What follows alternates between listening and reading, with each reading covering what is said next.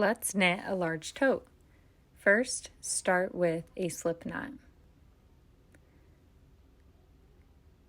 Then pull your working yarn through the slip knot and make 12 loops all the way across. This is our foundation chain.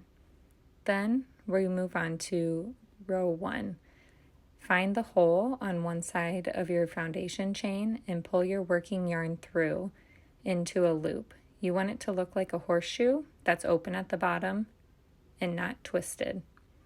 Work your way all the way down the foundation chain, then turn it around and work back the other way through the hole on the other side.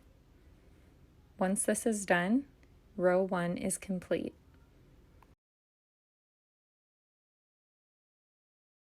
Now for row 2. Take your working yarn and push it up through the loops of row 1.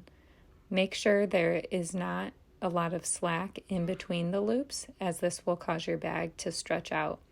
Continue this for 10 rows. Remember that one row is completely around once.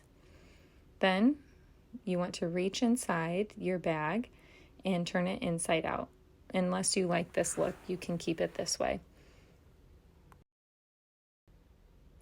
Now we're ready for the binding off row. Take a loop on one end and lay it on top of the loop next to it. Then pull your working yarn through both loops into a new loop and continue all the way across. When you get to the end, flip your bag over and continue around the other side until the bag is complete. Once you're done completing the binding off row, it's time to start your handle.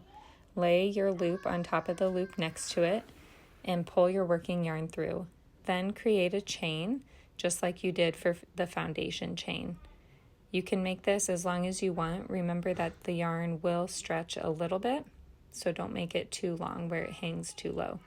Then complete by attaching to the other side with a loop and pulling the end of the yarn through.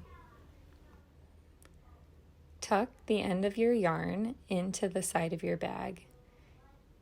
Whichever side you think will be the inside, you can tuck it in there. Trim out about an inch or so of the interior fluff.